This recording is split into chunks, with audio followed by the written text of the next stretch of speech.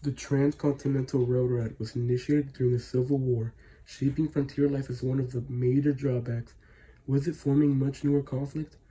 It started off in 1862 in a pursuit to establish a railroad that led all across the United States, beginning all the way from Omaha, Nebraska to Sacramento, California.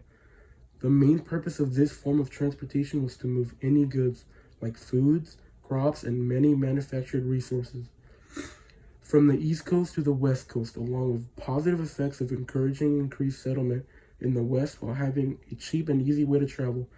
Arguably a very important piece in history which led to a greater movement of people and economy. Succeeding in the main purpose, the Transcontinental Railroad checked off right about everything on the list of tasks. This project would accomplish fulfilling in almost every aspect planned for. Railroads were vital to the expansion of America. This technology connects people in a way that never before in the history of mankind has there been that kind of connection. The railroad magnates said, the Chinese built the Great Wall, didn't they? Let's bring the Chinese in to do this work. The Transcontinental Railroad was built by Chinese workers brought over specifically to work on the railroad, and they were considered somewhere in between human and animal. They were not expected to survive. They were expected to come here and work and die. The railroad brought a huge economic and production boom, or spike on the charts. However, one important fact people usually tend to overlook is the craftsmanship, will, and minds of the men behind the process of building the Transcontinental Railroad. Without the help of these countless hard-working men, the possibility of the road would have been just an unattainable idea. With a diverse set of ethnic groups of men working on the railroad, scaling from Irish, Chinese, and Mormon workers, the Chinese were by far the most stand-up group of them all.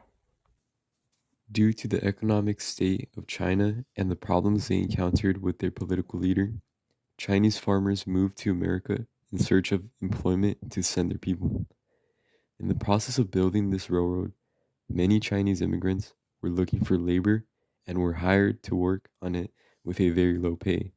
This was a very large group of Chinese immigrants that contributed to this project and was estimated to be about 90% of the entirety of the men working, meaning there is a higher possibility that even without these Chinese laborers, the construction of the Transcontinental Railroad would have also been a very far-fetched idea. These men played a pivotal role in the creation of the project in spite of all the hardships they faced throughout the process, making it significant in history, shining light towards all of the Chinese immigrants' struggles and how noteworthy their contributions were to further development of economic export between both coasts. After the acts were finished, it opened a wide open door leading to more opportunities for the Chinese men to either go back to their native country with the newly hard worked money they earned or to stay and form a life in the United States. After 6 years of the Transcontinental Railroad being built almost purely by hand, the Chinese immigrant workers remain a significant part in the major tool that crossed paths with the frontiers.